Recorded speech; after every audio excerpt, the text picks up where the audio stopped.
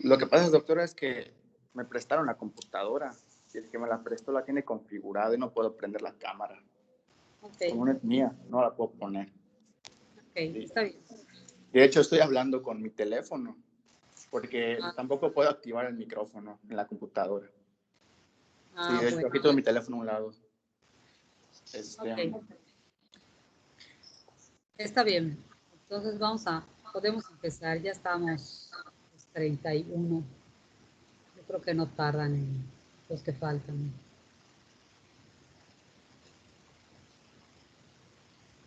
De acuerdo. Pues buenos días, compañeros, buenos días, doctora. Mi nombre es Cristian y junto con mi compañero Sebastián Canto vamos a exponerles el punto 9 del temario, que tiene que ver con malformaciones del tracto gastrointestinal. Son varios, son varias enfermedades en este tema, así que voy a mencionarles algunas y mi compañero va a mencionarles otras. Antes de empezar con esos temas, quisiera darles una introducción. Estos temas tienen que ver mucho, mucho con lo que es la cirugía pediátrica. Vamos a ver que la resolución de la mayoría de estas enfermedades tienen que ver con la cirugía en todos sus, en todas sus entidades, ¿no? Sobre todo en la cirugía pediátrica. Ahora sí, entrando a lo que significa una malrotación intestinal, es una rotación incompleta del intestino durante el desarrollo embrionario y fetal, sobre todo fetal. ¿Qué ocurre aquí? Tenemos esta imagen que nos indica una línea que es la aorta y otra línea paralela que es el desarrollo del tubo digestivo. Aquí se divide en tres partes, una parte proximal, una media y una distal. Estas tres partes de aquí van a tener como un eje, una rama de la aorta, y esta rama es la arteria mesentérica superior. Vamos a ver que la arteria mesentérica superior va a ser clave en la malrotación intestinal. En estas dos imágenes que tenemos aquí, en la izquierda, vemos un modelo, que es el modelo de la cuerda, que nos va a indicar básicamente cómo es la rotación intestinal. Tenemos dos asas aquí, la asa del duodeno-yeyunal y el asa secocólica, tomando como un eje la arteria mesentérica superior. Vemos que se va a ir rotando esta especie de cuerda, tomando en cuenta el eje. Vemos que da un primer giro que es de 90 grados, siguiendo el eje. Luego vemos que da otros dos giros, para un total de 3 giros y 270 grados de rotación en sentido contrario a las manecillas del reloj. Teniendo en cuenta esto, vamos a ver ya la enfermedad con las manifestaciones clínicas, que van a ser las siguientes.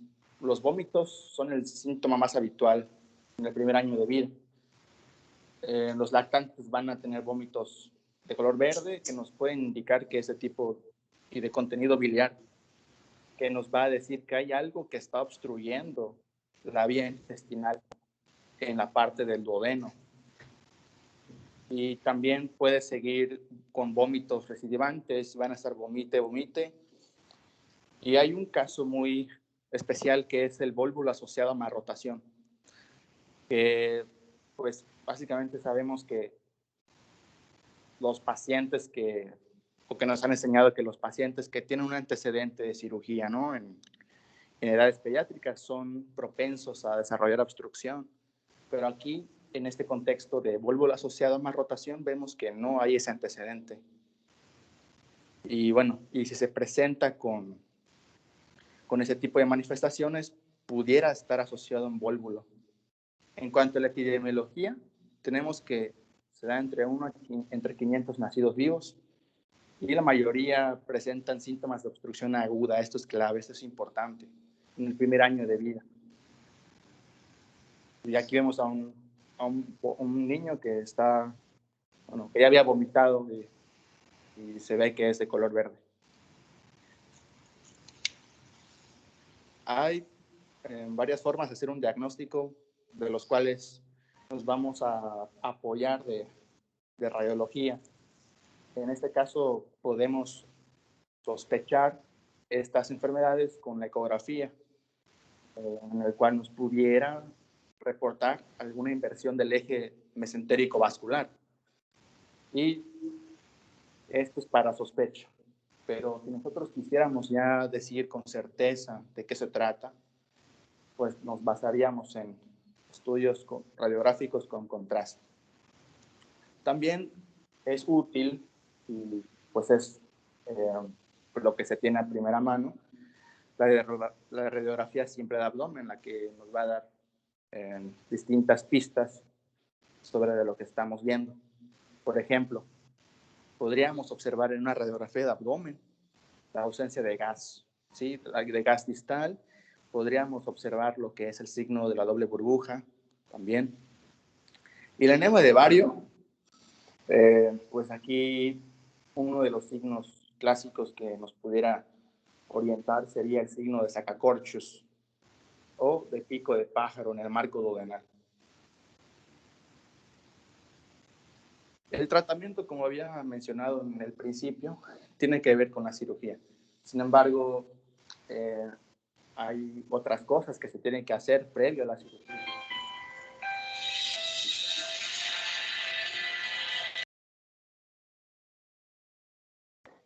Bueno, entre estas cosas que se tienen que hacer son las siguientes. Se debería de contar con una sonda nasogástrica, se le coloca y después ya se pasaría a la aparatotomía urgente. La intervención quirúrgica, como mencioné, es obligatoria y bueno, así se va a tratar a estos pacientes con la rotación intestinal. Ahora con el divertículo de Meckel. Como podemos ver en la imagen, el divertículo de Meckel es una anomalía congénita de lo que viene siendo el intestino distal. ¿Qué va a pasar aquí? Es una herniación, si se puede decir así. Es un divertículo verdadero que está conformado por las 3 capas del tubo intestinal.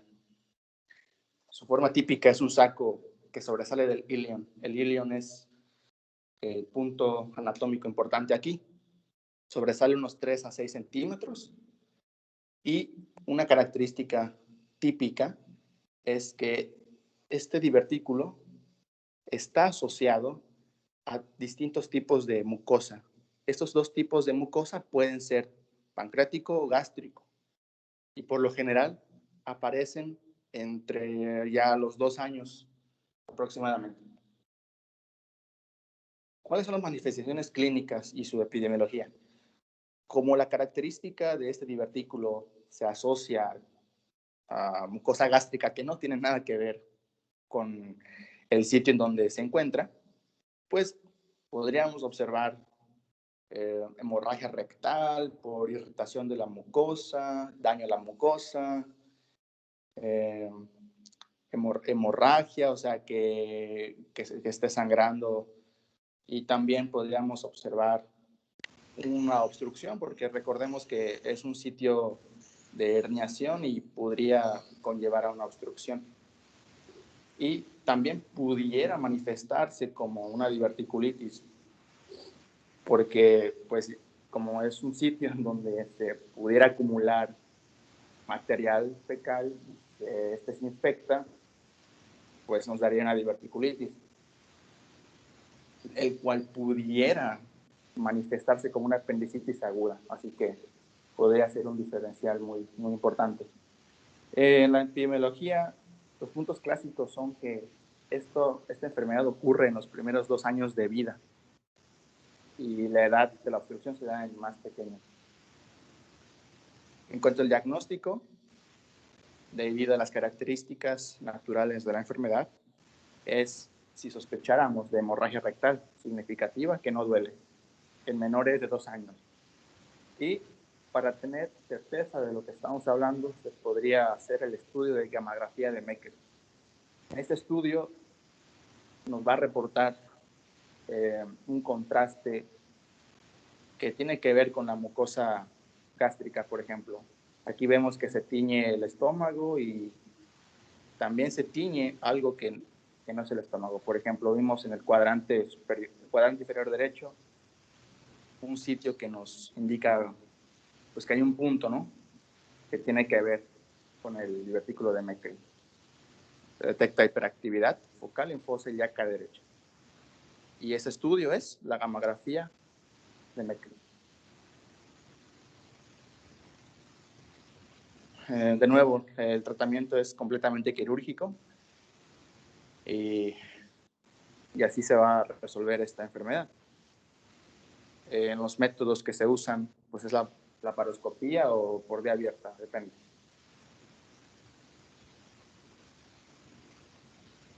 Ahora, antes de que sigas, Cristian, quiero agregar unas cosas. ¿Podrías poner la primera foto donde pusiste, donde está la mesentérica superior, media e inferior? Sí, ahorita lo pongo en las primeras. ¿Esto me dice usted? No, la anterior.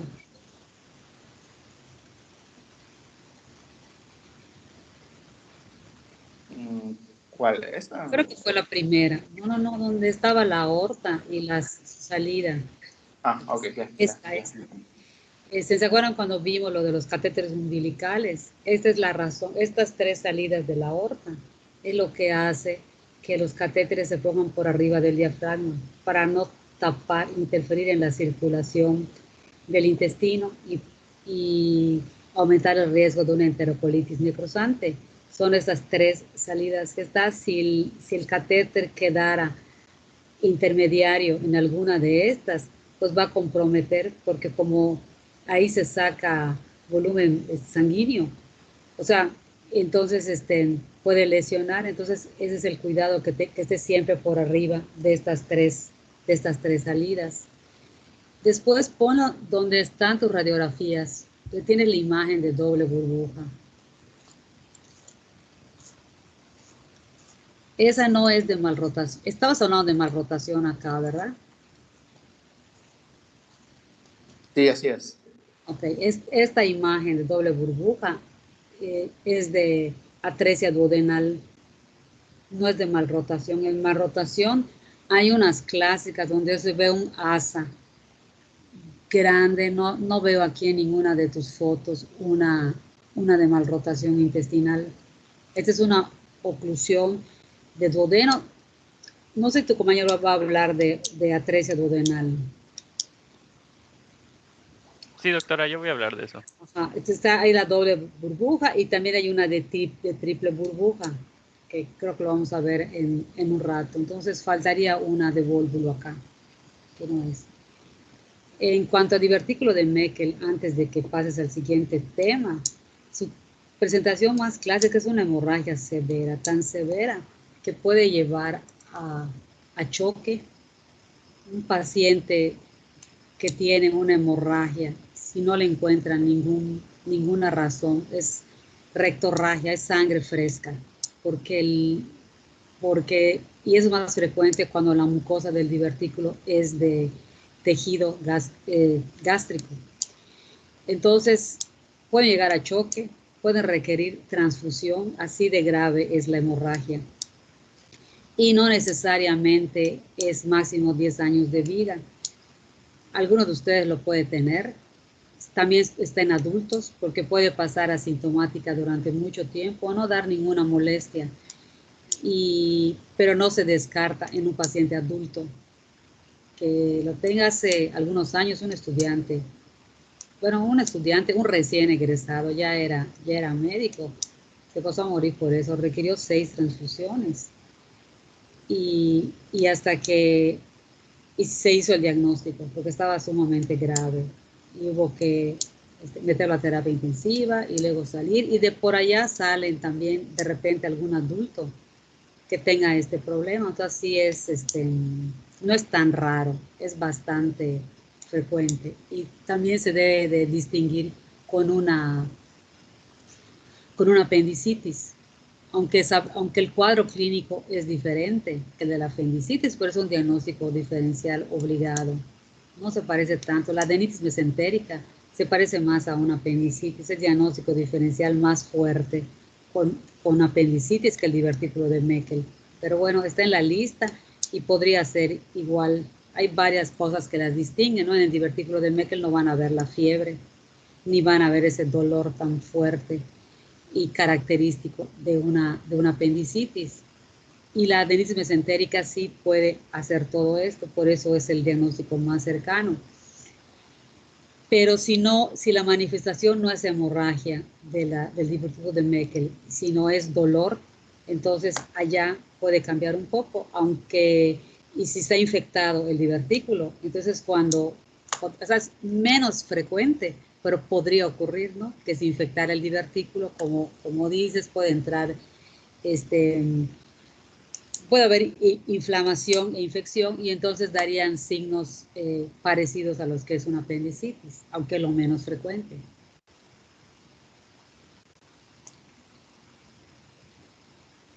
Porque podemos seguir con...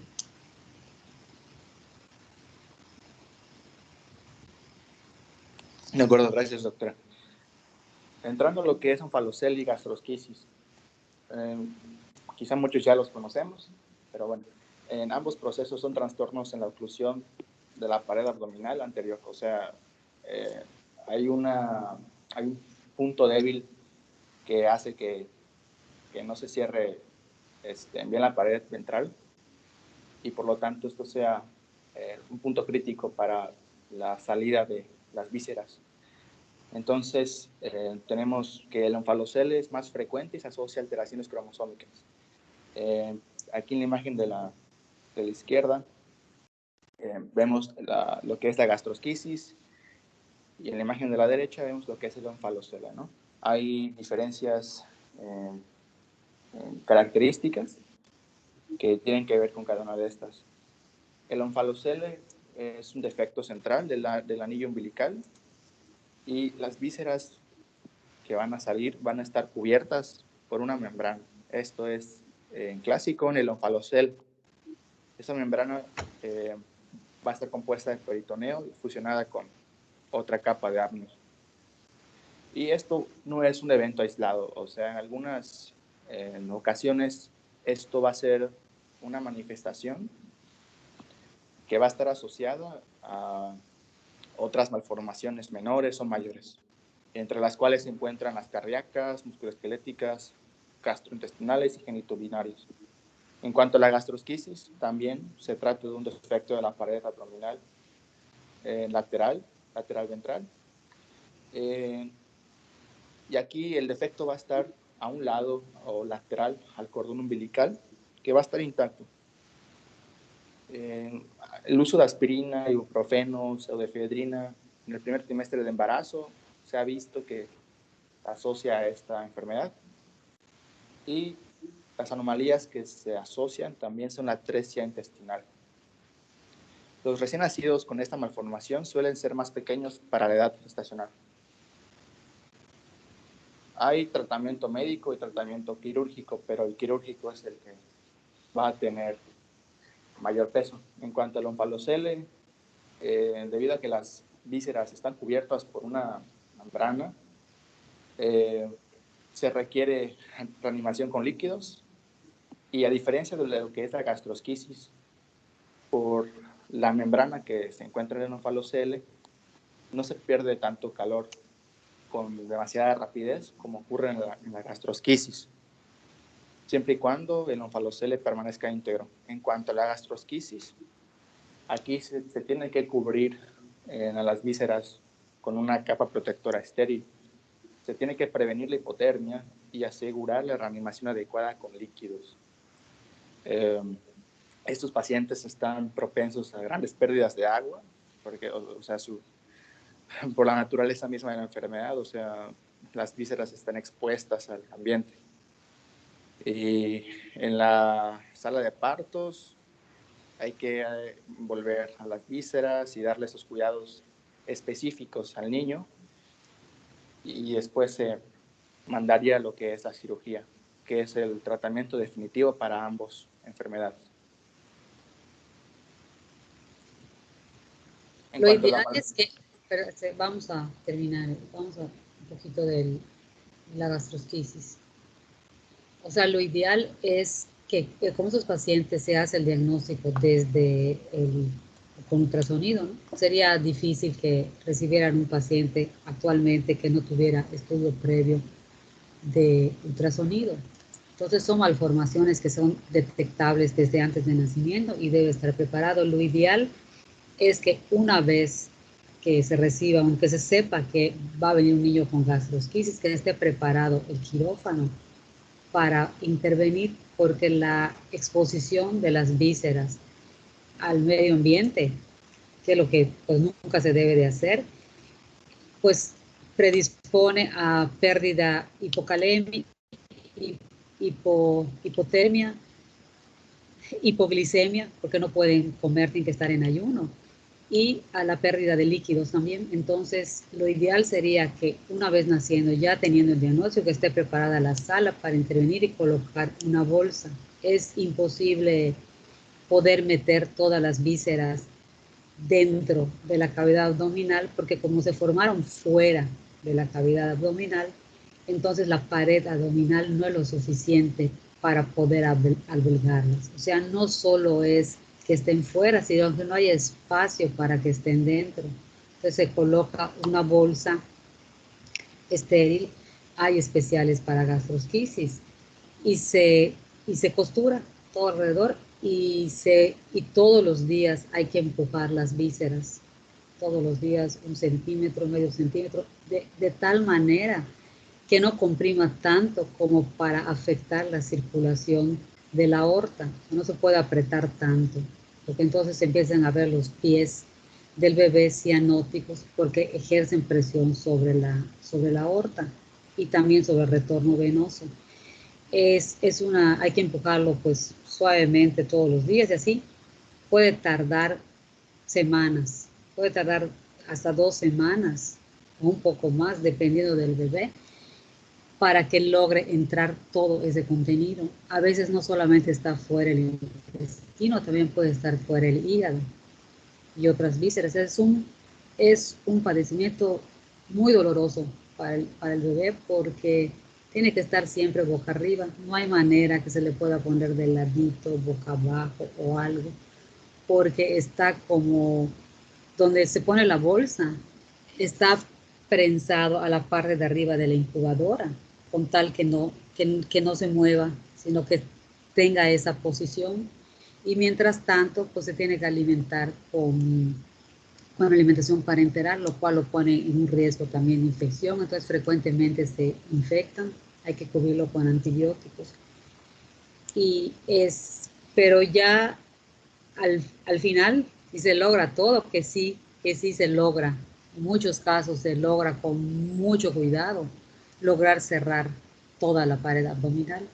El onfalocele es un poco más fácil, porque allá están fuera, pero generalmente hay espacio para poder meterlo. Entonces, la mayoría se corrigen quirúrgicamente desde el momento que nacen o lo más rápido que se pueda poner. No hay de diferentes tamaños. En la foto que mostraron es un onfalocele grande, pero puede ser más chico, mucho más chico, y allá el problema es menos, y además como tiene íntegro está íntegra la bolsa, lo que se trata es que se opere tempranamente para que esa bolsa no se vaya a infectar y no se vaya a romper. Este es un onfalocele bastante grande, casi muy grande, y entonces de todas maneras, si no se puede hacer a la primera se abordan los bordes, pero aquí rara vez va a haber que ponerle una bolsa y esperar que entre, porque la cavidad abdominal la contiene. Aquí igual hay que ponerle una sonda nasogástrica y esperar que cicatricen antes de alimentarlo para que no haya distensión abdominal, que no haya ningún problema con la pared para su cierre. En la otra foto que estamos viendo, ahí ven que está todo el intestino fuera y no hay espacio, no hay manera de meterlo todo en la primera cirugía. Siempre hay que colocar bolsa. Si están ustedes en campo, pues como dice aquí, preparar unas gasas con solución salina o no una gasa, creo que una compresa para poder cubrir el intestino, nunca ponerla seca porque se le va a pegar allá, y envolver y derivarlo lo antes posible. Y si tienen oportunidad de tener el diagnóstico y que la madre llegue a un hospital de segundo o tercer nivel, pues es mejor enviarlo, que no nazca en campo, porque el traslado y todo lo pone más en riesgo.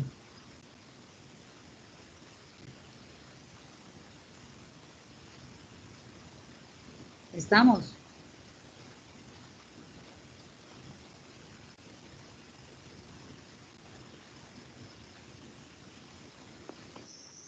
Sí, doctora. Entonces, vamos a seguir con ¿dónde estaban? Ok, malformación no rectal. Bien. Gracias, doctora. En cuanto a la malformación anorrectal, es un problema congénito en la formación del recto y del ano.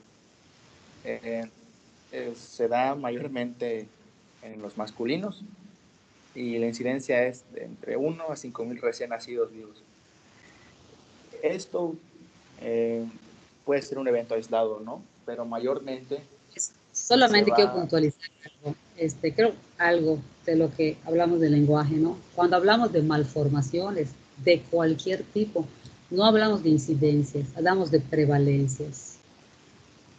En el entendido de que muchas malformaciones se pierden durante los abortos y otras malformaciones se detectan después. Entonces, siempre que haya malformación o defectos genéticos, se hablan de prevalencias, no de incidencias.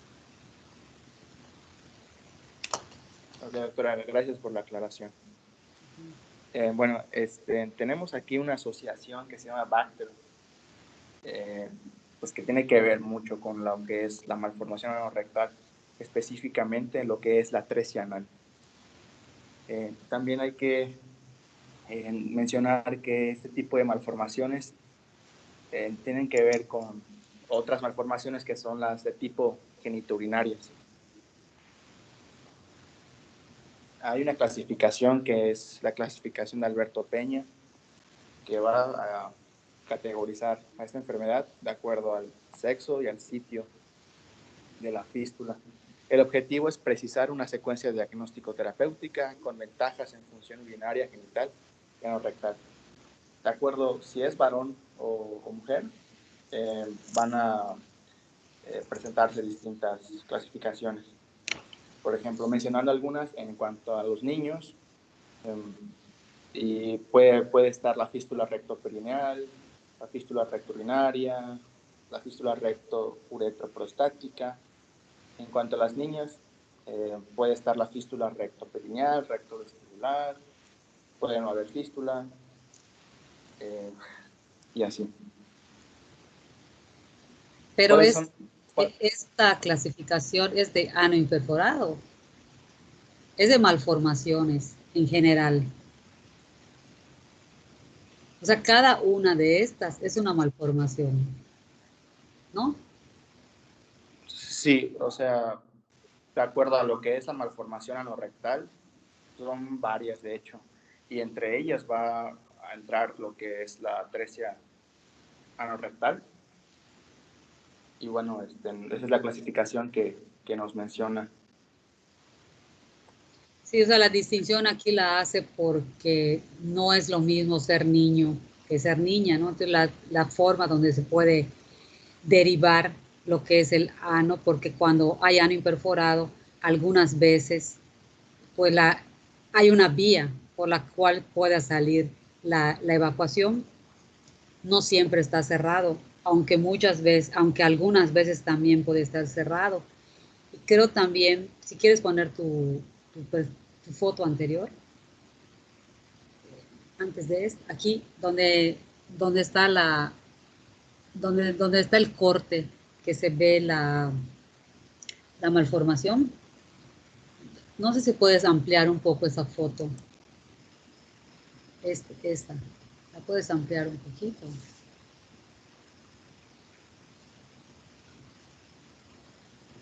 Ahí está. Aquí donde está anormal, aquí está cerrado. Aquí en esta foto no se ve que haya alguna fístula por ningún sitio, no está completamente cerrado. También ahí no sé si la tienes más adelante, pero puede estar como esta, donde en esta foto tiene esfínter. El, el niño a veces no existe ese esfínter y son las cirugías más complicadas porque una vez que puedan lograr hacerle el ano, por así decir, si no existe el esfínter o no está bien inervado, pues queda con incontinencia el bebé. Entonces, cuando se hace este diagnóstico, pues una de las primeras cosas que hay que ver es que existe el esfínter que esté funcional, porque eso le da una mejor calidad de vida. A veces solamente es una telita, como dices, es ano imperforado, es una telita nada más que se impidió que se rompa, y esas son las cirugías más fáciles, porque entonces solamente se trata de romper la tela, existe el esfínter y no hay mayor problema. En otras no, las son más altas, y cuando tiene fístula a vejiga, a uretra, a ureteros, se vuelve mucho más complicada la cirugía, porque a veces ya hay contaminación a otros sitios, a vagina también. Y, y el sitio de la cirugía, pues como es una cirugía que hay pues muchas bacterias, son, son de difícil manejo postquirúrgico.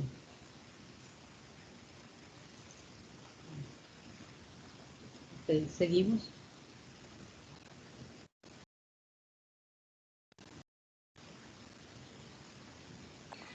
El Gracias, otro, doctora. la otra foto que tienes, ¿de qué es? Del niño ese que está a un lado. Esa. Oh, es que es es Este una esófago, ¿no? asociación. ¿Cómo? Sí, sí Sí, es de sí, son lo que una forma anormalidad. el síndrome de Vater. Uh-huh. Ok, es Sí, de la hecho, 13. sí, cuando estábamos en cuarto año, yo tuve la oportunidad de ver a un recién nacido con esta asociación. Estaba en Sí, las sí. incubadoras y pues ahí me di cuenta de la importancia de este tema, ¿no? Que tiene que ver con esto y que quizá no sea un evento aislado y tengamos que este, estudiar lo que es esta asociación, ¿verdad? Así Pero es. O sea, cuando hay una malformación en cualquier sitio, hay que buscar primero si no forma parte de un síndrome, y descartar que exista otra malformación que sea única, porque, como bien dices, muchas veces está acompañada de otras malformaciones. Uh-huh. sí, doctora, así es. Bueno, en cuanto a la exploración física, la doctora había mencionado un hallazgo importante, que es que el ano pueda estar imperforado y que está cubierto por una pequeña telita. Este va a ser un 99% de las veces. También se puede ver una atresia rectal en un 1%. Aquí va a haber impermeabilidad. También otra forma de verlo es que cuando se trate de introducir una sonda, esta no pase de los 3 centímetros. También puede encontrarse un ano pequeño, que sea un pequeño orificio. Y como la doctora mencionó, en algunos casos el contenido gastroalimentario tiene que salir. Y si vemos que el meconio sale, que es el aparato genitourinario, en este caso labios mayores, o a través de la uretra peniana, hay que sospechar en este tipo de enfermedades. Eh, Hay que explorar siempre la parte perianal para poder estudiar ante qué tipo estamos. El diagnóstico se puede ver desde antes mediante el ultrasonido obstétrico de rutina. Entre los hallazgos que vamos a encontrar son dilatación intestinal, vamos a ver también una masa pélvica, y podríamos observar si hay ausencia renal, porque esto no es un evento aislado en la mayoría de los casos. También otro estudio es la radiografía lateral en decúbito ventral con una pelvis sobre un cojín. Y esta es la imagen que busqué.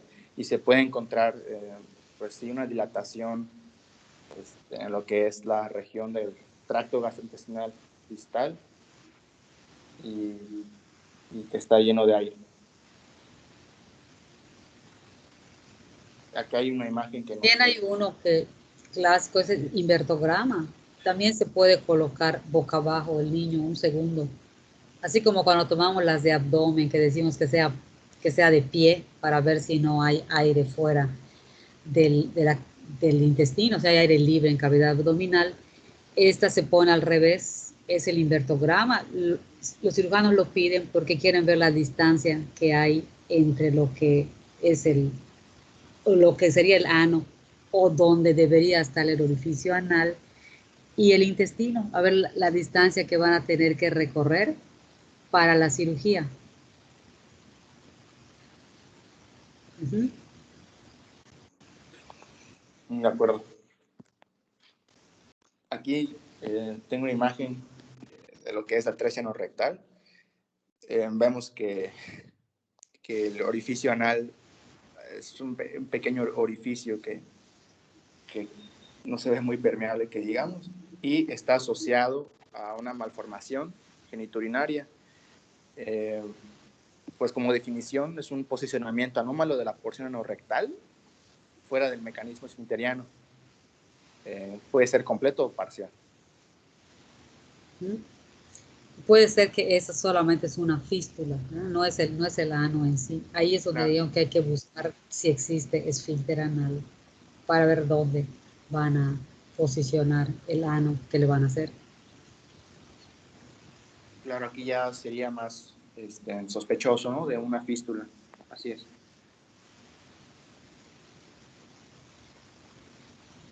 Pasamos a la hernia de Bochlálek. Es un tipo de hernia diafragmática. Sin embargo, es la más frecuente. Se da en el 95% de los casos. El defecto está posterolateral. Es lateral el diafragma, más frecuente del lado izquierdo. Aquí, bueno, quizá la palabra no es incidencia, sino prevalencia. Sería prevalencia de 1 entre 2.200 recién nacidos vivos. Es superior en mujeres. Las vísceras van a estar en la caja torácica. Como podemos observar en esta imagen, del lado izquierdo en la imagen, tenemos un campo pulmonar izquierdo que no es común observarlo así, sino que ahí debería haber un pulmón, pero no lo está, sino está lo que es asas intestinales ocupando la cavidad pulmonar izquierda. Y esto va a tener múltiples consecuencias. Y bueno, hay algunos fármacos y otras enfermedades que están asociados a este tipo de enfermedad. Tenemos a la talidomida, a las quininas, a los fármacos antiepilépticos, el hijo de madre diabética también pudiera ser, deficiencia o toxicidad de vitamina A, el síndrome de Down, de Turner y de Fringe también se pudiera observar. Las manifestaciones clínicas, como vimos en la imagen anterior, se compromete lo que es el campo pulmonar y datos que vamos a encontrar son datos de distrés respiratorio severo, lo que son la taquipnea, taquicardia, la cianosis. Podemos encontrar un abdomen excavado, tórax asimétrico, aparente dextrocardia también por efecto de masa de lo que es el intestino a un lado del corazón. Podemos observar un hemitórax hipersonoro, murmullo vesicular disminuido ausente, un latido cardíaco desplazado hacia el lado contralateral o auscultación de ruidos hidroaéreos en campos pulmonares, lo cual no es común. Aquí en la imagen vemos pues sí, una herniación de las asas intestinales hacia lo que es en la parte del tórax izquierdo, superior al diafragma. En cuanto al diagnóstico, se puede hacer por ecografía antes del nacimiento. En la semana 24 es un punto clave porque se van a poder visualizar las vísceras ya formadas en el tórax, y también se asocia mucho a lo que es polidramios, desviación del mediastino y del corazón por efecto de masa que tienen estos intestinos, hipoplasia pulmonar, obviamente, malformaciones renales y del sistema nervioso central. ¿Algo que quiera agregar, doctora? Pues también existe lo que, o sea, esa que estás mostrando, está la hernia completa, están los intestinos allá. Es muy característico el abdomen que esté excavado porque todo está porque parte del intestino está en pulmón, y puede estar vaso también. Del otro lado también se puede dar, ¿no? Y el hígado está allá, pero también hay menos fuertes, ¿no? Por ejemplo, la eventración del diafragma sobre la eventración del diafragma, entonces tendría eso, el diafragma estar completo, no estar roto, pero sí encontrarse vísceras también en el tórax, vísceras e intestino.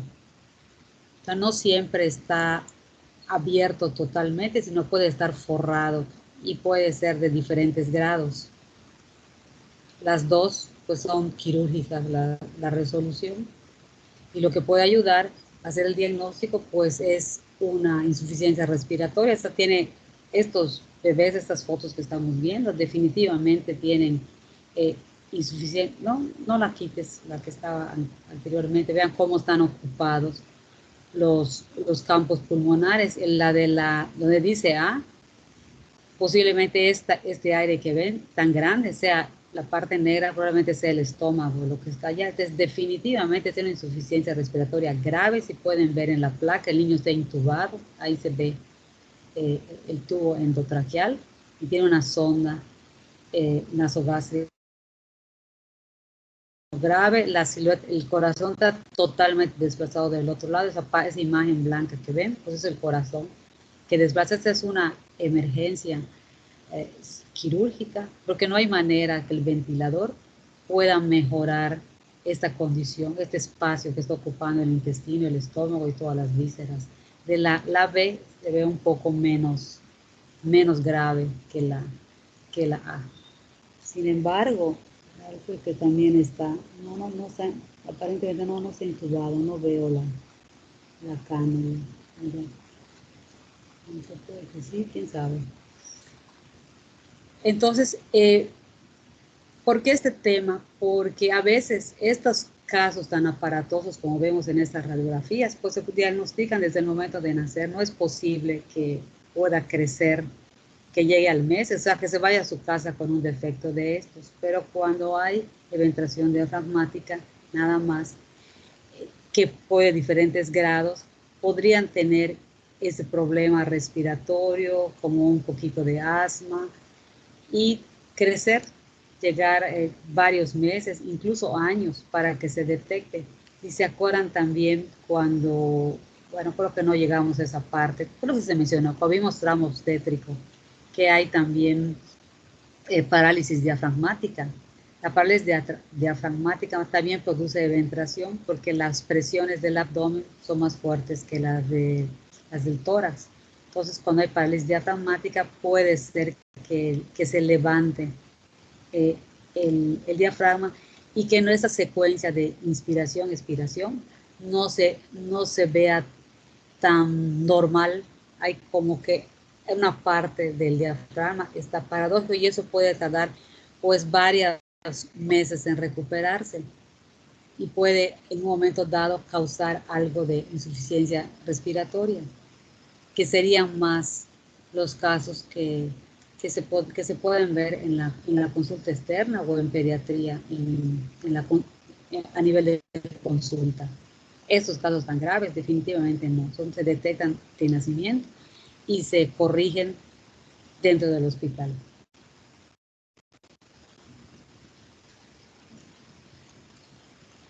¿Continuamos?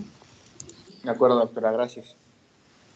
El tratamiento definitivamente es quirúrgico, pero pues, como había mencionado la doctora, hay que intubar al niño, pero quizá esto no sea suficiente porque pues, el pulmón está hipoplásico o está tan comprimido que es imposible abrir los alveolos, ¿no? Y bueno, el tratamiento en sí es quirúrgico, siempre. Y bueno, ya sería todo por mi parte, doctora. Tengo 3 casos, bueno, 3 preguntas que tienen que ver con el tema. Voy a pasar a la primera pregunta, que es un caso clínico. Lo voy a leer. Dice así: durante su guardia en el servicio de tococirugía, recibe un recién nacido masculino de 37 semanas de gestación. Mientras se realizan los pasos iniciales de atención, usted se encuentra con el hallazgo de un ano imperforado. Número 1. Es el grupo de malformaciones congénitas que con mayor frecuencia se asocian a este padecimiento. ¿Alguien que lo quiera responder? Sí, yo. Urogenitales.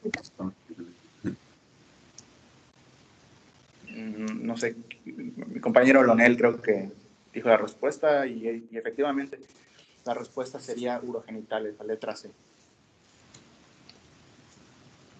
Pasamos a la siguiente pregunta. Es el hallazgo ultrasonográfico que pudo haber contribuido a la sospecha de este padecimiento en la etapa prenatal. ¿Alguien que quiera responder? La ausencia renal. Perfecto. Sí, respuesta correcta es ausencia renal. Última pregunta por mi parte sería: ¿su presencia es suficiente para indicar anoplastía en este paciente? ¿Qué letra creen? La membrana anal. La C. Claro, sí, definitivamente, la letra C. Bien. Pues ya, Todas las contestó. ya sería. ¿Cómo? Todas las contestó Leonel, es que casi no veo quién contesta. ¿Me pueden decir quién contestó las 3 preguntas, por favor? Sí, mi compañero Leonel. Yo contesté la primera. Bueno, es que A fueron ver, 2 ¿quién personas eres? que contestaron la primera. Eres Jessica.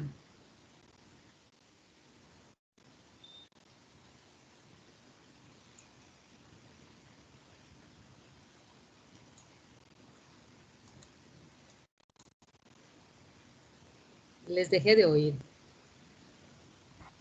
Es Elsa.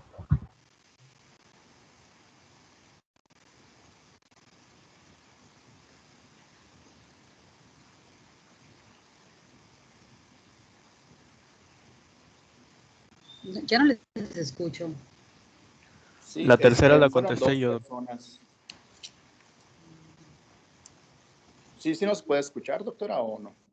Sí, pero mejor que me digan los nombres porque me salen muy pequeñas cuando me dicen soy yo, Es que mejor me dicen su nombre. la primera la contestamos al mismo tiempo 2 personas, yo, Leonel, y mi compañera Elsa. La Ok. tercera la contestó mi compañero Javier, y la segunda no vi quién. La segunda fui yo, José Montero. Okay. Y la tercera, Javier, ¿qué es? Pérez Pech, Javier del H. Pérez. Sí. Ok.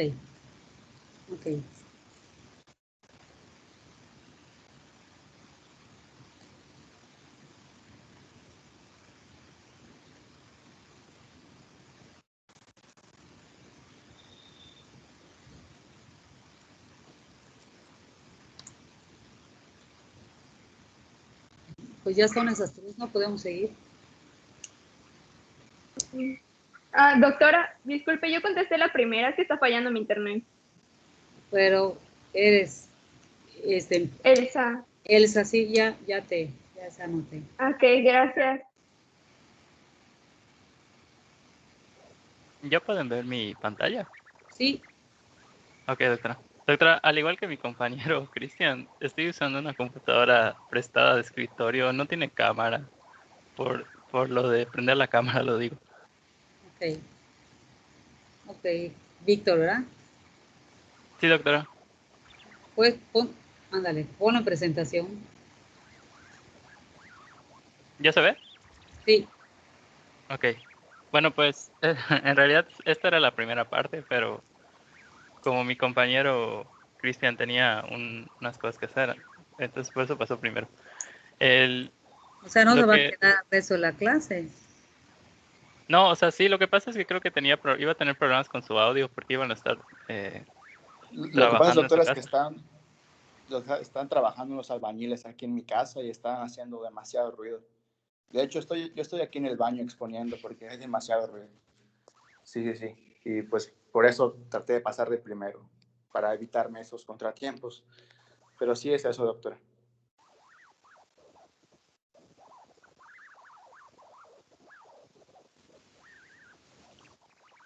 Bueno, no sé si me escuchan.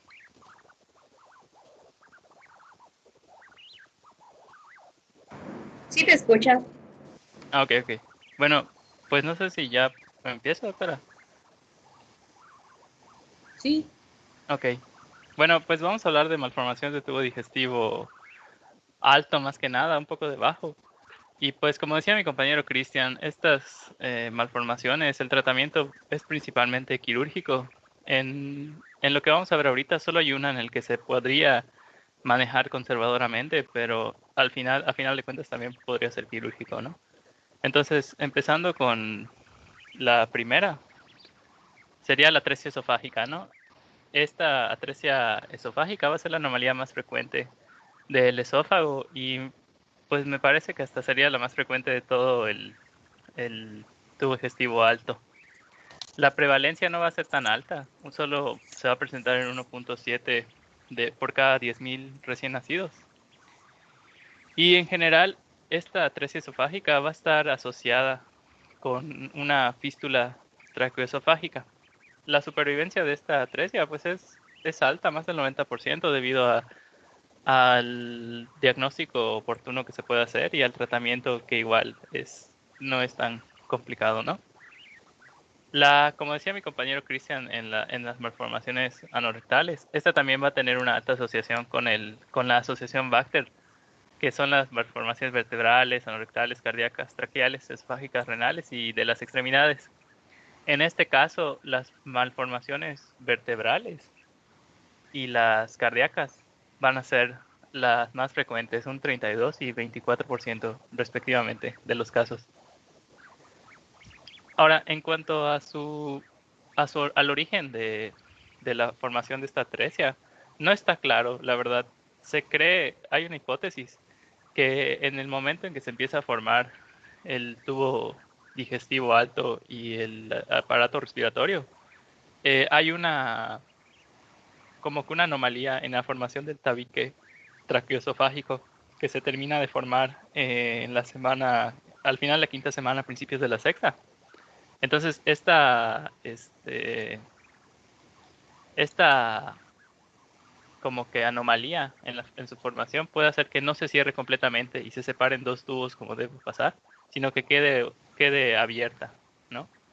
No es nada dado por hecho, sino que es una posible hipótesis, ¿no? Ahora, en cuanto a la clasificación, es importante porque dependiendo de qué tipo tengamos, es la probable sintomatología que podamos tener. El tipo 3 de la clasificación del LAD es la más frecuente. Consiste en una atresia proximal y una fístula traqueoesofágica distal. Esta va a ser la más frecuente en más del 85% de los casos aproximadamente. Pero también hay 5 tipos, ¿no? La tipo 1 va a ser una atresia sin fístula, o sea, no va a haber nada que conecte a los dos sacos terminales. Y la tipo 2 puede ser una atresia con fístula proximal, o sea, el extremo proximal del esófago se conecta con la tráquea, pero el extremo distal no. Y también puede haber una doble fístula, una atresia con doble fístula. Tanto el extremo proximal como el distal van a tener una fístula que los conecta con la tráquea. Y también tenemos a la tipo 5, que es la fístula sin atresia. O sea, el esófago está completo. Nomás hay una fístula que conecta con la tráquea. Y como les comentaba, pues en general los síntomas para sospechar van a ser la cialorrea, la cianosis, también la insuficiencia respiratoria que se da es de presentación aguda al nacimiento. Y también puede ser por presencia de tos, disnea, atragantamiento o regurgitación. Según el tipo, como les comentaba, pueden aparecer diferentes manifestaciones. Por ejemplo, en el caso de las que tienen una fístula distal, como en el caso de aquí de la 3, como la fístula distal está conectada a la tráquea, en el caso de que pasara contenido gástrico por aquí a la tráquea, podría provocar una neumonitis. No tanto con la fístula proximal, porque pues aquí, en todo caso, lo único que podría pasar sería contenido faríngeo, que normalmente pues sería saliva, no sería nada irritante. Y en el caso de las que tienen fístula, ya sea doble o sobre todo la tipo H, que se llama también la tipo 5, aquí como está conectado o sea, está el esófago completo, puede haber manifestaciones como que más tardías, ¿no? En el caso de que el niño ya empezara con la lactancia o con otros alimentos, el paso del alimento podría irse a la tráquea o algo y provocar una neumonía. Se presenta con neumonías recurrentes o broncoespasmo. También hay que mencionar que en las fístulas distales, pues como pasa el aire por aquí también, el aire que normalmente pasa por la tráquea, también se va al estómago y puede provocar que el estómago se distienda. Por lo tanto, va a haber una burbuja de aire en la radiografía. Ahorita lo vamos a ver más adelante. En estas fotos, pues, regresar a las fotos. Sí, okay. En estos diagramas, pues se ve las fístulas, se ven gruesas, pero no siempre es así. Por ejemplo, en la H se ve más gruesa la fístula que el propio esófago o la tráquea. Esto solamente es una ilustración. En la vida real esto es mucho más pequeño, incluso podría ser nada más un orificio que comunica un lado con el otro. Y cuando esto es muy pequeño, este tipo tipo 5, en otras clasificaciones, que bueno, con la H se entiende muy bien que hay una permeabilidad del esófago, no es propiamente una atresia de esófago, y que puede detectarse hasta la vida adulta, porque como es un defecto mínimo, siempre hay dudas. O sea, la vía respiratoria está bien y también la vía digestiva. A medida que sea más grande esta comunicación, es que se detecta etapas más tempranas, pues en la etapa de la lactancia. En las otras necesariamente se tienen que detectar tempranamente porque la alimentación, o sea, afecta el crecimiento, el desarrollo. Estoy hablando ahorita pues, de cualquiera de estas. No es posible alimentarse porque no hay permeabilidad, no hay manera que pase a tubo digestivo. Estas son las que se detectan tempranamente. Continuamos.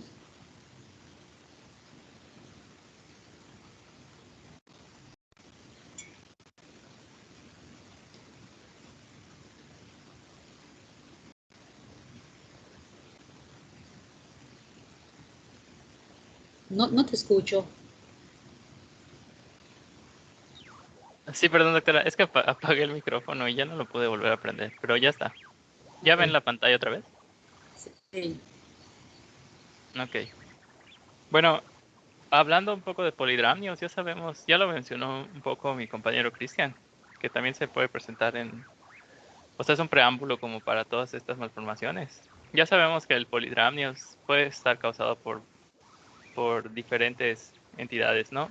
Pero en el caso de estas malformaciones, cuando hay polidramnios, hay que sospechar sobre todo de una malformación de tubo digestivo alto, porque es la más frecuente en estos casos. El polidramnios, pues, al no haber como que un paso o como que una luz, por así decirlo, por la que pueda entrar el líquido amniótico para ser deglutido y absorbido por el intestino, pues obviamente se va a acumular y va a aumentar en volumen, que va a ser lo que va a formar el propio polidramnios. Y Perdón, es que me distraigo con el puntero.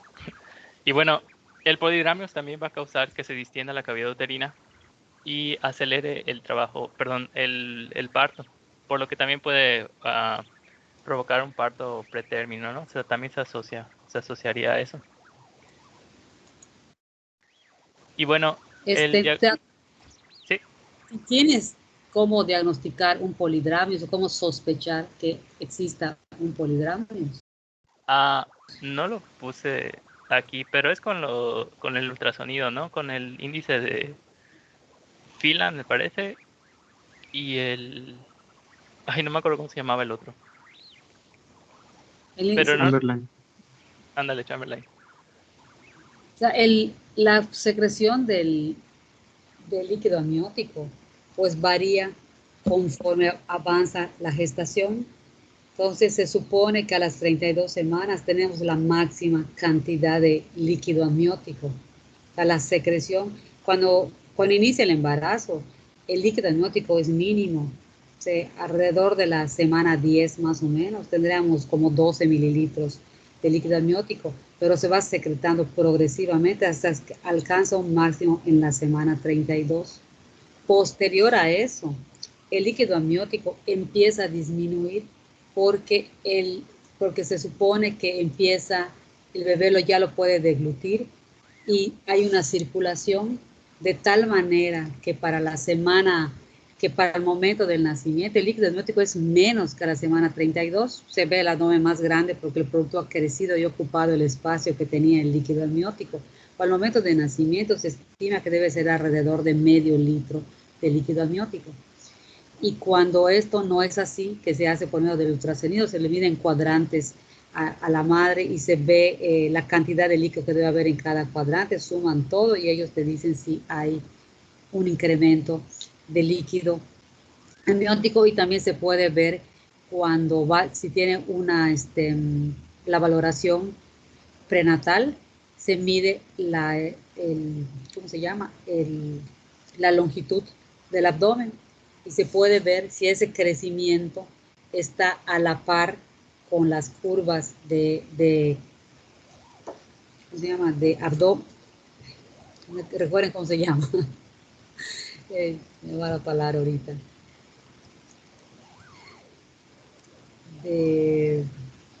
Sí lo saben, en obstetricia, cuando miden el altura uterina. La altura uterina va a la par con el mes. Cuando hay polidramios, la altura uterina es mucho más alta de la que debería de tener. Entonces ahí pues la primera sospecha. Después se puede mandar un ultrasonido para confirmar. El polidramio no es exclusivo de una malformación digestiva. Lo más frecuente es que sea digestiva, pero también puede ser una malformación neurológica o de malformaciones múltiples. El polidramios pues tiene consecuencias porque hace una presión sobre la placenta y puede ocasionar desprendimiento prematuro de placenta y también el parto pretérmino, porque el espacio que está ocupando en la cavidad provoca que inicie un trabajo de parto. Entonces el parto pretérmino es importante. Existen gráficas, curvas del aumento del contenido del líquido dentro del abdomen. A lo mejor las han visto en obstetricia. Y esto que les está yo diciendo, que cuando al momento del nacimiento son aproximadamente medio litro del líquido que hay, casi siempre lo ocupa el niño, pues es lo que estamos hablando de las percentilas 50 o de la media por lo general.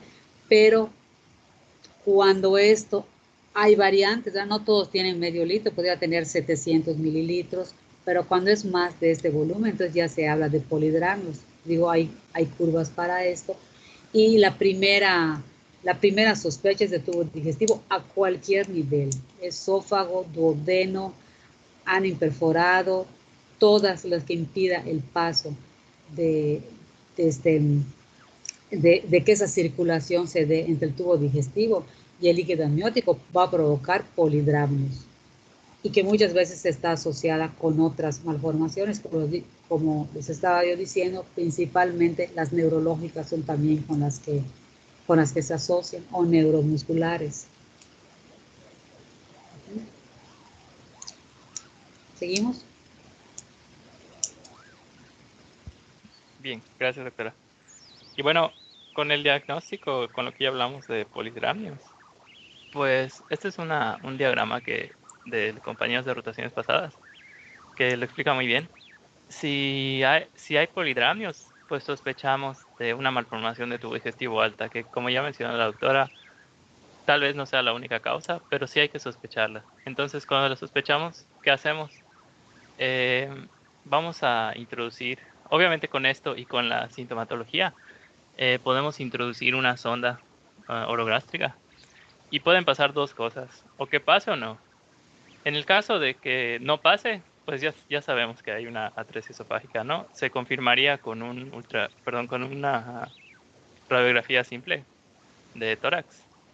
Y pues veríamos en este caso, no sé si alcanzan a ver en la imagen aquí arriba, es como que se enrolla la sonda, no, porque no pasa, ¿no? O sea, en este caso se quedaría en el saco terminal proximal de la atresia. Y bueno, ah, en esta misma radiografía podemos ver la malformación vertebral. Y pues aquí nos alcanza, de hecho aquí no está. Pero en el caso de que hubiera, por ejemplo, una fístula distal, podríamos ver una burbuja, un nivel hidroaéreo en el estómago, ¿no? Porque no pasaría, estaría pasando aire al estómago. De hecho, en la placa tienes una fístula, porque estás viendo aire en abdomen. No hay No manera sabía, que, sí, no hay manera que entre ese aire en abdomen si no es a través de alguna fístula. ok. Bueno, en el caso Si de no ves que, la burbuja, posiblemente esta placa sea tomada acostada en decúbito. Por ok, eso no se alcanza a ver, pero de que hay aire allá, teniendo una atresia esofágica, tiene que haber un paso por el cual esté ese aire allá. muy bien, gracias doctora. Ahora, con la radiografía y vemos que la sonda está así, si vemos que hay aire subdiafragmático, como les decía, en el tubo digestivo, si hay, pues ya sabemos que es una atresia con fístula distal. En el caso de que no haya aire, pero vemos tos, disnea, cianosis o atragantamiento que ya les había mencionado anteriormente, podría ser posiblemente una atresia, pero con una fístula proximal. En el caso de ambas, el tratamiento va a ser quirúrgico, pero en el preoperatorio hay que tener en cuenta tener un balance hídrico correcto. También mencionaba el Nelson que si colocábamos al, al niño en posición de cúbito prono, o sea, boca abajo, eso podría evitar que el contenido gástrico entre a la tráquea o al aparato respiratorio y ocasione los síntomas o la insuficiencia respiratoria, ¿no? Eso podría como que ayudar un poco antes de la cirugía. Todos van a acabar en cirugía. Y pues bueno, aquí este es en el caso de que no pase. Ahorita más adelante vamos a seguir viendo, pero sirve de que ya de una vez se vayan haciendo la idea. Si pasa, pues ¿qué hay que hacer? Nada más es ver cómo está el líquido de donde llegó. Si es claro, pues obviamente la malformación está antes del esfínter de Oddi, que es el esfínter donde desemboca el colédoco en el duodeno. Y pues va a estar claro porque no va a haber pues esta contenido bilioso en en el líquido. En el caso de que sea meconial, em, pues eso sí indicaría que la malformación está después del esfínter de Oddi. Ahora, en la radiografía, esto era lo que mencionaba a la doctora hace un rato. Si hay una burbuja pilórica, perdón, una burbuja, puede ser una atresia pilórica, pero sin embargo, si sabemos que la sonda no pasó aquí y, y vemos la burbuja, eso sería una atresia esofágica, no tanto pilórica. Ahora, si vemos dos burbujas, que ahorita vamos a ver más adelante, va a ser la atresia duodenal. Y pues si hay aire subdiafragmático libre, va a ser un hemoperitoneo. Y el tratamiento es porque se perforó el intestino, ¿no? Y el tratamiento es quirúrgico y es de emergencia, ¿no? Y esto es como que un esquema de la cirugía, pues nada más la fístula se secciona, luego el extremo terminal, el saco terminal del esófago proximal se disecciona para que se puedan unir o anastomosar las dos terminaciones, ¿no? Esa es la tipo 3, esa cirugía. Ah, sí. Bueno, puse la más frecuente. Entonces sí es de la tipo 3. Sí, porque ahí ves donde estás cerrando lo que es la tráquea, ya te queda el cabo abierto, el cabo distal. Entonces ahora nada más hay que cortar un pedacito del cabo proximal para unirlos. Así es. Y pues eso ya sería todo de atresia esofágica. Pero ¿cuál Ahora, sería cuál es la conducta antes de la cirugía? pues en el Nelson decía que había que no me acuerdo si el término es correcto, desimpactar el saco proximal, obviamente haciendo referencia al tipo 3, pero no entendí muy bien a qué se refería con eso, porque decía que se usaba una sonda nasogástrica para, no era desimpactar, era, no recuerdo la palabra, pero decía eso, ¿no? Y también el balance o sea, mantener un adecuado balance hídrico con soluciones. Y no recuerdo qué más. Bueno, la posición de cúbito prono para evitar las aspiraciones, reducir las aspiraciones al mínimo. Pues vamos a ver voy a dar la pregunta, a ver quién la quiere contestar. ¿Qué es lo que se debe de hacer ante un producto? Ya tiene el diagnóstico de atresia esofágica, ya se hizo, y cuáles son las maniobras que se deben de realizar antes de la cirugía.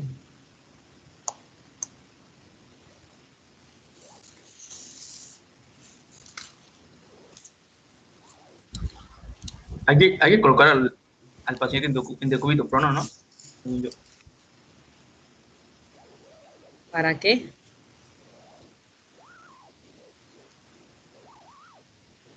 No hay que colocar al paciente en decúbito prono. Voy a mencionar 2 personas, si no. Yo recuerdo que primero hay que mantener, bueno, recuerdo que decía que había que mantener una vía aérea permeable, o sea, que el niño pueda estar respirando bien, o sea, mantener su saturación y su oxigenación estable. Luego se ponía una sonda para descomprimir la bolsa proximal que se había inflamado, para que no haya secreciones durante, o sea, que no, digamos, que no se vomite otra vez el niño, que no tenga regurgitaciones, se puede decir. Y no sé si tenía que ver, igual que había una profilaxis de antibióticos nada más. Y de ahí ya se mandaba, o sea, como que se estabilizaba preoperatoriamente para que luego ya lo mandaras a operar. El fondo del saco no está inflamado. Es un fondo de saco nada más, en el que se está acumulando saliva. No hay inflamación. Bueno. Oí una vocecita por allá. ¿De quién era?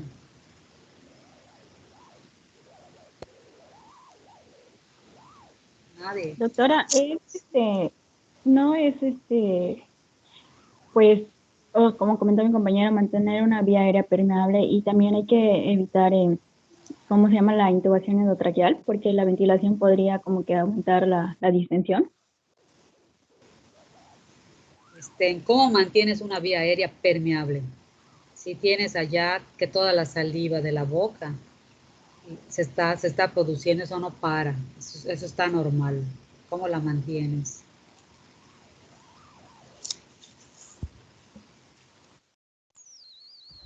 Respirando. Doctora.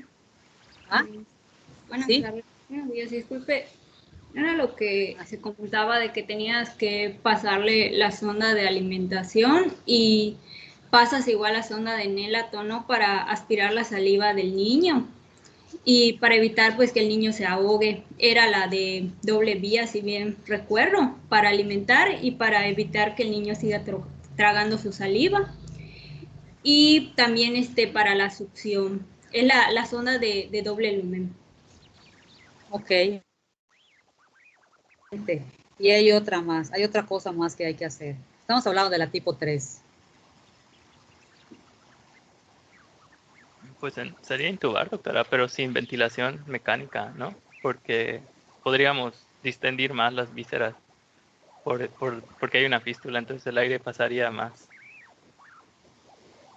¿Cuál es ventilación mecánica? ¿En qué casos usas eso? En los casos en donde no hay una fístula, ¿no? Porque pues... En ningún caso. Cuando ¿no? vas a intubar es porque vas a asistir a la persona mecánicamente con un ventilador. O sea, a alguien que necesites intubar es que la función respiratoria está lo suficientemente afectada que necesitas colocarle un ventilador. No hay ningún caso en el que tú intubes y dejes el tubito ahí nada más. Hablando en general, ¿no? Si hay una fractura de tráquea que no necesita ventilación, pues intubas para mantener una vía nada más. Pero en general, cuando tú vamos a intubar a un paciente, es porque necesita ser ventilado. Y en estos casos, ¿qué pasaría si tú ventilas a un niño con una fístula traqueosofágica? Podríamos perforar hacer que se perfore el intestino por la presión. Entonces justamente se debe de evitar intubar. Si fuera necesario intubar, entonces hay otro procedimiento que se hace, se intube o no se intube, siempre se debe hacer una gastroscomía antes de la cirugía. Hay que descomprimir el abdomen porque aun que no tuviera ventilación mecánica, solamente la respiración va acumulando aire en la vía digestiva. Y ese aire, imagínense que muy bien tiene, a veces cuando son prematuros, el cirujano dice, lo voy a operar antes de 2 semanas o 3 semanas, que esté bien estable, que crezca un poquito más para que los cabos puedan unirlos mejor, que esté en mejor condiciones. Entonces no siempre es una cirugía de urgencia, es una cirugía que se programa, es una cirugía pues muy delicada. Entonces mientras llega ese tiempo hay que descomprimir la vía gástrica a través de una gastrostomía y que puede servir para alimentarlo en lo que llega a la cirugía. No necesariamente lleva una alimentación parenteral, entonces se puede alimentar por la gastrostomía en lo que llega a la cirugía. Y la indicación de la sonda de doble lumen también es importante porque aunque el niño no tenga afectación respiratoria, el tener constantemente la saliva allá impide que tenga una buena respiración, aunque tenga un buen reflejo y una buena deglución, no puede manejar tanta secreción. Entonces se coloca doble lumen, como dijo, creo que Jessica lo dijo, ¿verdad? Sí, doctora. Jessica se pone una sonda de Nelaton que es un poco más gruesa que la sonda de alimentación, y lo que se intenta es que cuando uno haga succión no pegue la succión con la pared, con el fondo de saco, para que no se inflame, para que no tenga nada y ese fondo de saco se mantenga viable para cuando se haga la cirugía se pueda hacer bien, que no haya inflamación. Entonces es una manera de proteger ese cabo, ponerlo en doble lumen. Entonces la succión se hace a través de se hace dentro y la que lleva la fuerza la está llevando la sonda de Nelaton. Si se han fijado, la sonda de Nelaton no tiene orificio en el fondo de saco. La sonda de Nelaton tiene los orificios en los lados laterales. En cambio, las sondas de alimentación tienen orificio en la mera punta y algunas están perforadas, o sea, está en la punta y en la parte distal tiene algunas perforaciones, otras solamente la tienen en la punta, pero todas tienen un orificio en la punta y la sonda de Nelaton no, y de esa manera se protege el cabo proximal. También se hace con una succión controlada. Es una succión que se hace con aparatos que no está marcada la fuerza, no se puede, no es a través de la succión que están en las paredes donde uno moviendo se puede ajustar la fuerza y no sabemos qué fuerza, no está marcado, solamente a veces se marca en una fluómetro para ver la cantidad de la fuerza, pero no es exacta. Esos aparatos donde se hace la succión continua, porque 24 horas tiene que estar succionando, está marcado, son electrónicos, entonces se marca cuánta fuerza ejerce y no se puede mover tan fácilmente, se mantiene así durante todo el día para tirar esa saliva. Y a la hora de hidratar, pues tienen que hidratar un poco más, porque toda esa saliva que se tira, que normalmente la deglutimos y vuelve, o sea, se vuelve a formar parte de nuestro organismo, no la perdemos, es que calcular los líquidos de esas pérdidas de saliva para mantener el equilibrio. Entonces, los dos puntos más importantes es la colocación de la sonda de doble lumen y la gastrostomía antes de la cirugía y mantener en las mejores condiciones posibles.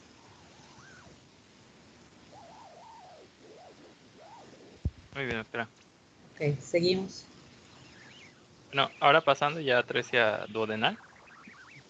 Esta es todavía menos frecuente que la esofágica, ¿no? Y pues aquí va a estar producida porque va a haber un problema en la recanalización, o sea, un fracaso en la recanalización de la luz intestinal, que sabemos que se desarrolla entre la cuarta y la quinta semana. Y entonces la persistencia de unas células, las células epiteliales, que se deberían de generar después de la séptima semana para que se forme la luz, no lo hace. Entonces no hay luz, no existiría una luz como tal.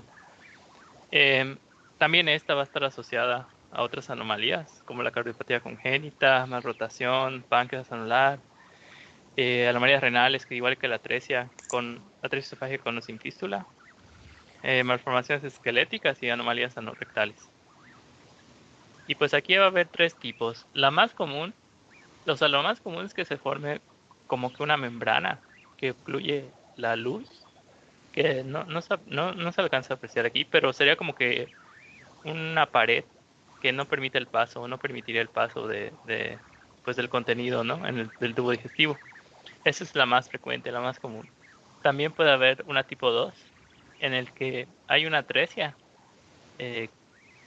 como tal, pero pero va a estar conectada por un cordón de tejido, un cordón fibroso. Y en la tipo 3 va a ser una atresia completa, no va a haber nada de tejido que los conecte, ¿no? Y aquí abajo podemos ver más o menos cómo se verían. Aquí podemos ver, por ejemplo, que no hay nada que lo conecte, ¿no?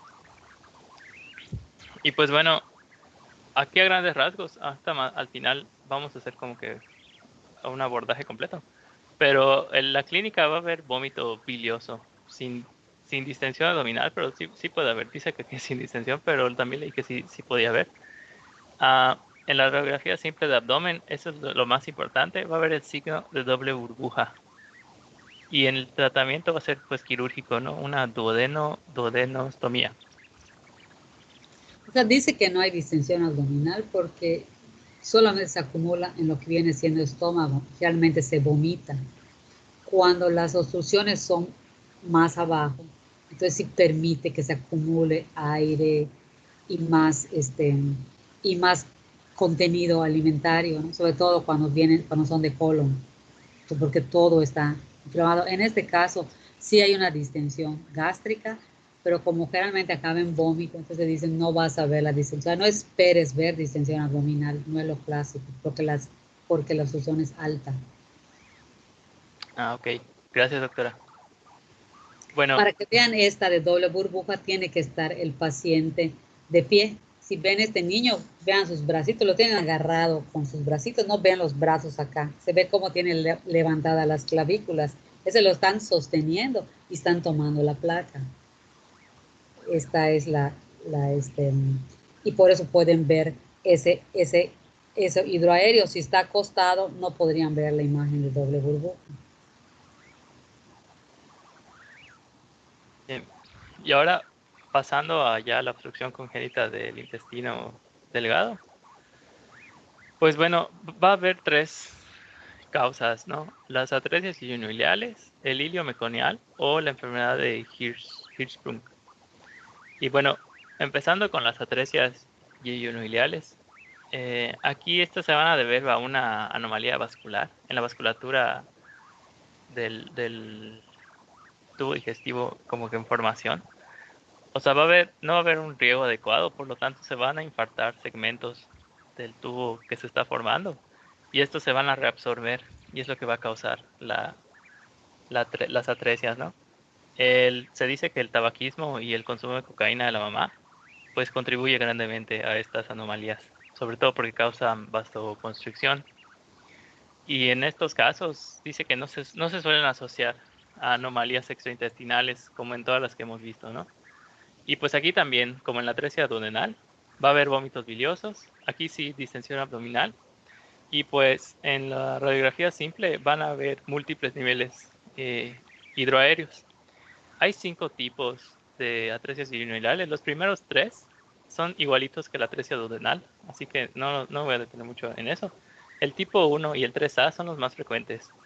Y el tipo 3, perdón, el tipo 3B, lo característico va a ser que tiene una forma de, se dice mondadura de manzana, que es como cuando pelan la manzana sin levantar el cuchillo, que se forma como que una espiral con la cáscara. Esa forma va a tener el intestino, ¿no? Esa es la tipo 3B. Y en la tipo 5 va a haber múltiples atresias. O sea, no va a haber solo una atresia, sino que va a haber otra aquí, otra por otro lado. O sea, no va a ser solo una. Y pues en la radiografía de abdomen podemos ver las burbujas, ¿no? En este caso, pues si es una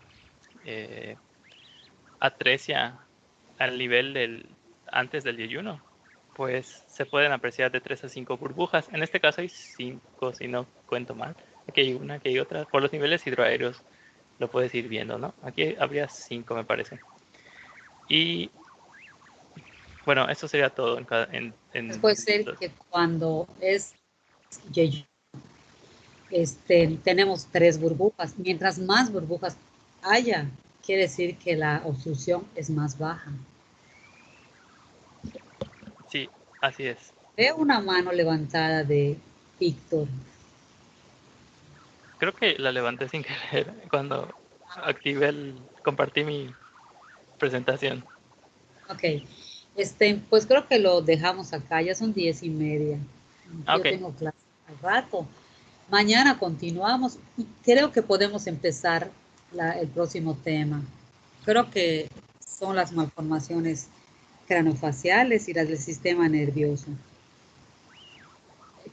Solo te falta esas dos, ¿verdad? El hilio meconial, que prácticamente no es una malformación, se pone como diagnóstico diferencial de una obstrucción porque obstruye y también es a nivel de recién nacido. Creo que por eso la tienen también acá como malformación. Y pues son esas dos, ¿verdad? ¿O tienes más? No, ya serían esas dos, el hilio meconial y el Hirschsprung. Entonces sí, nos va a llevar eso cuando mucho, será media hora cuando mucho, si no lleva menos tiempo. Y creo que sí podemos iniciar entonces. ¿Quién va a presentar las malformaciones del sistema nervioso?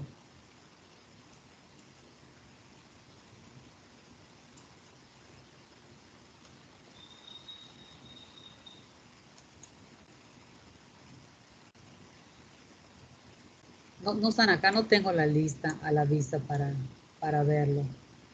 Sí, soy yo, Lionel, y mi compañero Jorge. ¿Están listos para mañana, Leonel? Si hay que pasar, pasamos. Pues yo digo que sí, para que es un tema más, ¿no? O sea, porque mañana falta muy poco para lo que